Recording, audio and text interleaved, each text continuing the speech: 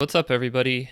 I got another tutorial for you, and this one's going to be about how to write a Hello World application with Django and Python. And this is going to be a web application, so we're going to be able to, at the end of this video, start up our own web server and display a HTML page in a browser. So to do that, first we want to activate our virtual environment. And if you haven't already done that, go back to the previous video in this playlist and do that first. But if you have done that, you can do a source and then env. Our virtual environment is pi36 bin activate. And now we are in our virtual environment pi36. Let's just double check the version of Python that we're running. It is Python 3.6.5. So that's perfect. Now, the first thing we want to do, since we're going to be using the Django package, is install it. So we can do that with pip install Django. All right, that wasn't too bad. So now that we have Django installed, we can start our very first Django project. And to do that, we're going to execute the django-admin command with a start project argument and the name of our project. So I'm going to call this ship log because the ultimate goal in these series of videos is to create an event logger for a ship or a boat. And the use case here is that for a research vessel, they have many different deployments that occur throughout a cruise. And when I say deployment, I mean they take these expensive instruments and drop them over the side of the ship, and they have sensors on them that can do various scientific research while they're in the water. And it's necessary for them to know the exact time that they deploy and recover these instruments.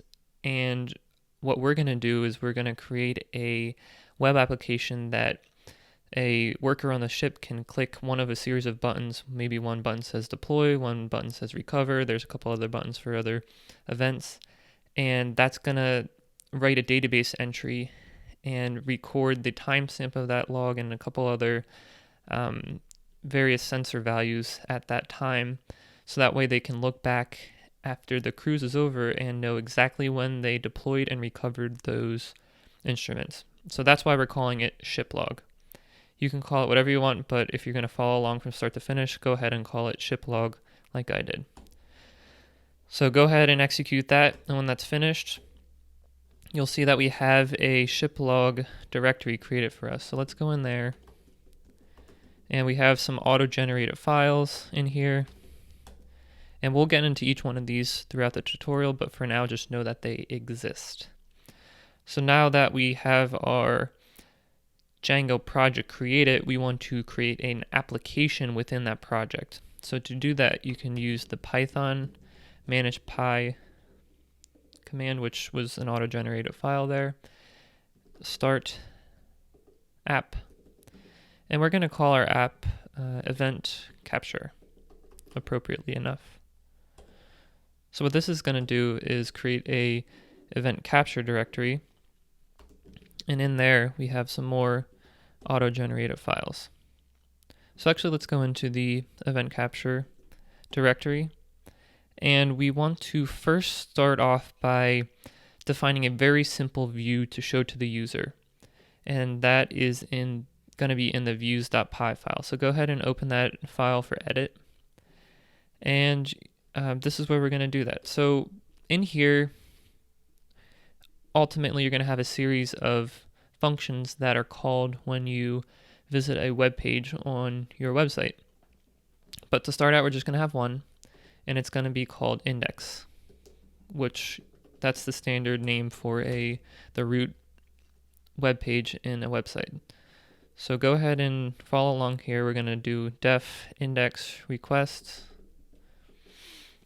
And this is going to return a HTTP response. And the value of that HTTP response is just going to be hello world. And for those of you who are following along very closely, you'll notice that we have to first import the HTTP response package or class. So to do that, up at the top, we have to do from django.http import HTTP response. Okay, so that's it for the views.py file within the event capture app. Let's create a file in here called urls.py. Now in here, it's going to be for every one of our pages in our website, we're going to have a entry or a URL associated with that entry.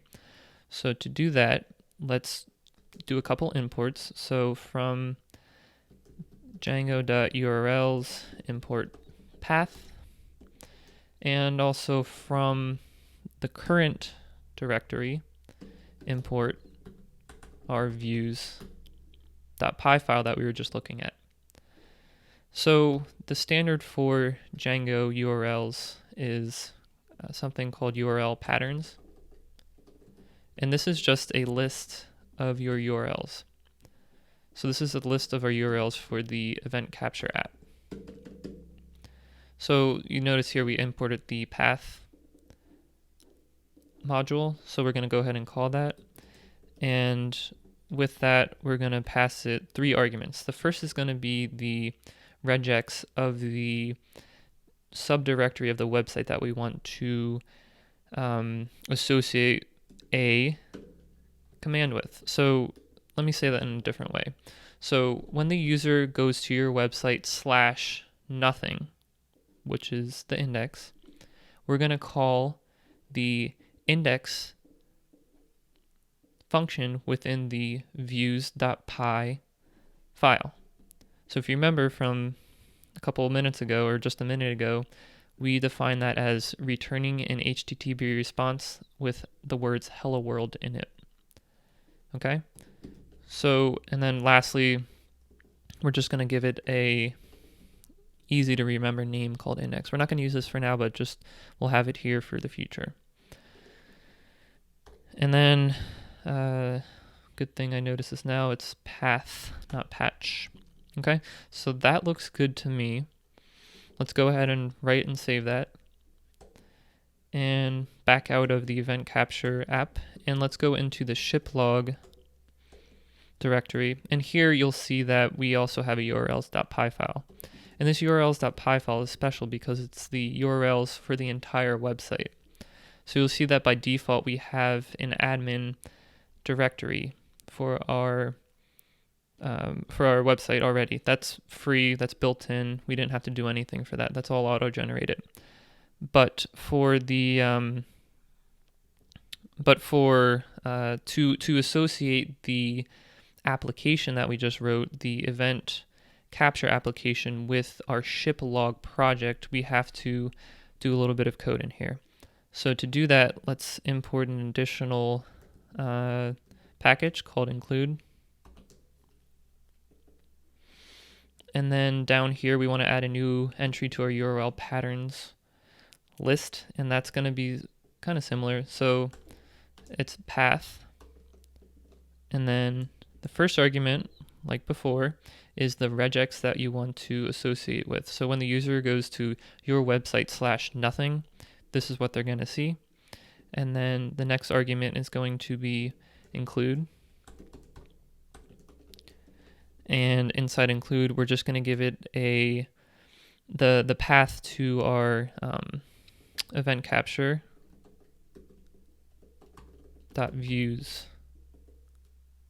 I'm sorry, our event capture.urls string. So this is going to be, let me explain this to you. So when the user goes to the root of your website, so for now, let's just say it's shiplog.com/nothing. We're going to include all the URLs from our event capture application. So all the URLs, all the URLs from our event capture application.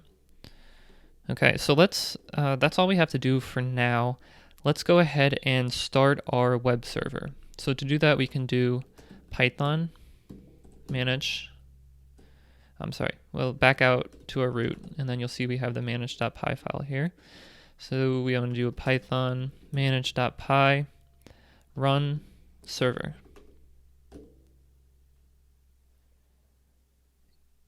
RESP-ONSC invalid syntax. So there was an error here. I see what it is. We spelled return wrong. So next time that happens, I wish you guys could tell me. But we'll go ahead and fix that. That's no problem. So that's in our views file. Cool. So let's try to start our server again.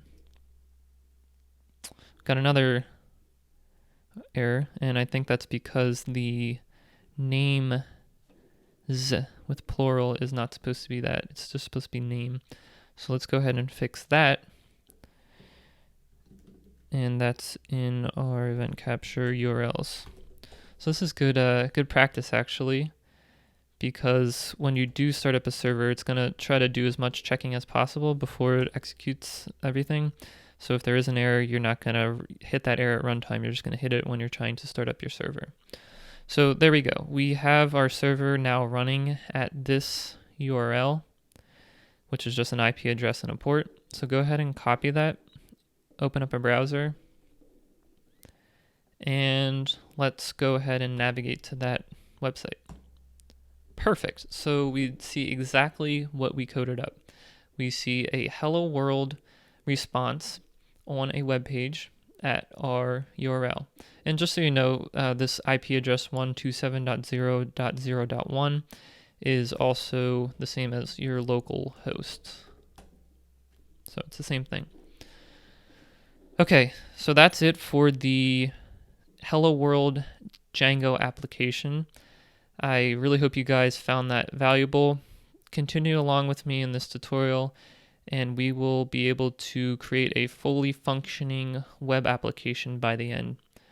So stay with me, and it'll be worth it at the end.